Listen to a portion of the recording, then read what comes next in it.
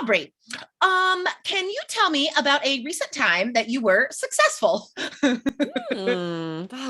This reminds me of our last episode, right? I feel like the I know. IELTS Energy podcast is successful. We have so many Right? listeners. If you missed our most recent episode, we gave some numbers about we've had 3 million downloads in 3 months. It's amazing. So I feel like we're kind of acing it when it comes to podcasting. We're totally acing it when it comes to podcasting. Honestly, I feel like we really hit the jackpot when we, got this job that we have. Seriously. Yes. It's the total jackpot of jobs. So, guys, we just demonstrated very naturally, if I do say so myself, how to use two vocabulary items that we are going to teach you today. So, you know, in order to get a 7 or higher for vocab, you have to use interesting idiomatic language on speaking and writing. Yes, you do need to show some idiomatic ability in writing as well. So guys, we have 3 amazing phrases for you today, very positive, that you can use to describe success. Yes. And the last thing you want to do is say the phrase like, I did that really well. It's so boring. It's like band 5 or 4 vocabulary. And there's so many good options. If you want to talk about having done something well or something good happening in your life, use an idiom. Practice using the ones we're going to teach you today to get that idiomatic language on your speaking exam. Exactly. Yeah. Any easy adjectives that you learned in your first year of English, do not use on the IELTS exam. So don't say you are good at something. Don't say that you did a nice job on something, right? Good, nice. These are boring adjectives, you guys. And here's another little side note tip here. Please don't use to pass with flying colors. Now, that's an idiom that you probably know, and that's a sign that a lot of students know that.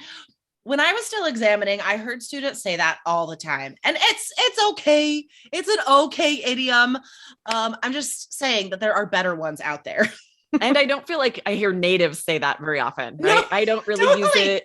We don't really hear natives say it true. much. So the problem is, even though it's idiomatic language, the examiner might not even recognize it as idiomatic language if it's like, man, this is kind of boring. This is not right. You want to make sure that you're using idioms that are more common for natives and not every student is saying. And these the 3 things we're going to share today all hit that. The examiner probably has never heard a student use any of these. Exactly, guys. Remember, to get high scores, you must stand out. And this is very important, especially with your vocabulary. So, bless you. So I just got something caught in my throat. That's what it felt like. That was really weird. Anyway, the bug. All right. The first phrase, guys, is to hit the jackpot. Now, this is a funny phrase to me because I grew up in Nevada. And if you guys aren't familiar with America, Nevada is where Las Vegas is. Nevada is like the only state in the entire country where gambling is legal everywhere. Now, if you go to other states and you see a casino, that casino will be on an Indian reservation. So there are casinos in some places on Indian reservations. There's Atlantic City, right? There's casinos there. But Nevada as a state, we are special. We have gambling everywhere. In the grocery store, there are slot machines. In you the guys. Airport. Yes. Everywhere. So anyway, that gives you an idea. Hit the jackpot means like literally that you won the most money gambling. That's the jackpot, like $1 million or whatever. But as an idiom, what does it mean? Yeah. So this is just like if you're going to hit the jackpot in Vegas and all those coins come out at you, or now it's kind of more boring and just a receipt comes out and tells you the money you won. But it's the same meaning where something really good happens to you in life. So maybe you start dating someone amazing. You'd be like, oh, you guys, I hit the jackpot with this person I just met. Totally. Or maybe someone gives you something and you just are so excited about this gift. You're like, man, I just hit the jackpot. I love the advice of using this to describe a relationship that you are so thankful for. I think, like anything in your life that you have a lot of gratitude for, we can use this For phrase, sure. right? Like I went out to dinner with my best friend last night, and we met when we were in elementary school. And we both agree we really hit the jackpot when we became friends because we're like lifelong best friends. So, yeah, with a partner, a best friend, a job. That's how I used it at the beginning of this podcast. So, speaking part one, do you like your job? Tell me about your job. What do you do? Even if you don't really like your job, let's pretend you could say, to be honest, I feel like I really hit the jackpot with this job because, and then support it with a couple details. Yes, great way to describe a job, a friend, a family member, anything that's a positive, like you said, anything that you're grateful for. Your Throw this home. in there. Yes, your home, your apartment, your gym, whatever, something you like and you're happy about. Yes. I would totally use it. Oh, I got a used bike over the weekend and it's bright yellow and I love it so much. And I feel like a kid again on this bike. Like I really hit the jackpot with this bicycle. It was such a great deal and it has brought me so much joy.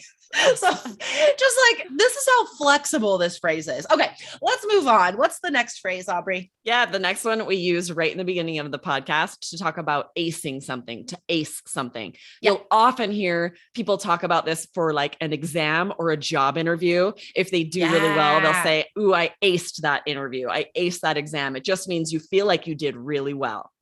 Yeah. So to ace it is like, to ace a test is like you got 100%, like you did really well, but it doesn't have to be perfect like that. Right. Mm-hmm. I think that's like the technical definition of to ace something is to do it perfectly, but you don't have to use it like that. It could just be to do very, very well on something.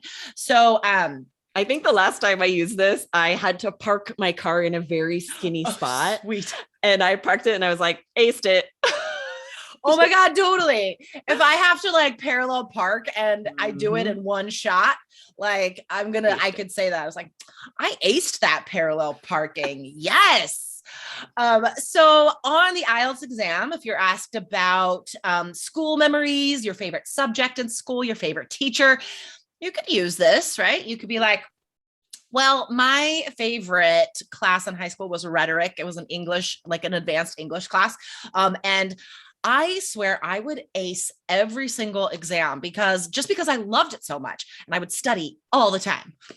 Yes. And it's so great. You just sneak that in there instead of saying, I received very high scores, right? Pull that vocabulary down to a much more informal level. Use this very slangy idiomatic phrase, and the examiner is going to be very impressed. Totally. Now, this last one is not as common as the first two, I would say, but we still use it. And I think you could also use this one on writing. So this is the only one, guys, I would recommend for writing, especially if it's a problem solution essay and you're providing a solution in the third paragraph or two. Then you could say that something is a recipe for success. And that just means like these are the steps you take to be successful, right? So how could we use this for the speaking exam? Let's see. If you're asked like, what makes a good teacher, right? Then you could say, I think having outside experience beyond the classroom, as well as being an expert in one subject. That's a recipe for success as far as I'm concerned. Nice. That's so good. I think this would be so helpful for part two. Yeah. Lots of things I can imagine you're describing, like, for example, a party someone threw. And when you describe things that went well, things they were doing well to plan, could say they were set up, right? Be like, they got the balloons and the streamers and had music. There was a live DJ. The whole thing was just a recipe for success. Totally. Or travel. Right. I know there's questions in part 3 about like preparation for travel, preparation for going abroad, stuff like that.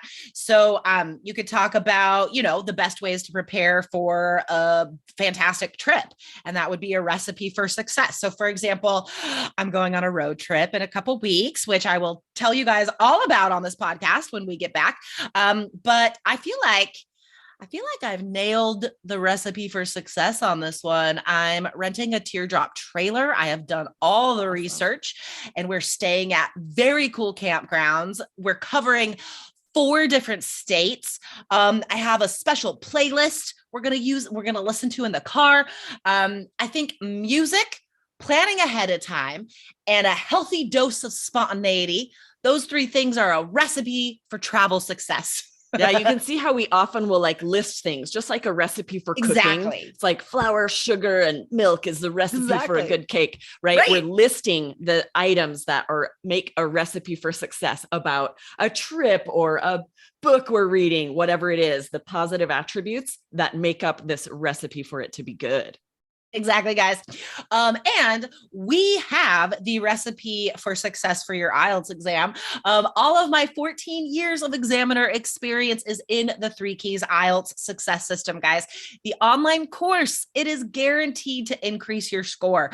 So if you are curious about these courses, general, academic, computer, paper, everything is there for you guys. Check it out, allearsenglish.com/KEYS. All right. Awesome, Aubrey. I think you and me are a recipe for podcast success. We are a recipe for success. It's so fun. Thanks again for listening, guys. We're so happy that you guys are here, that you're enjoying learning something, and we'll see you next time. Awesome. Bye. See you later.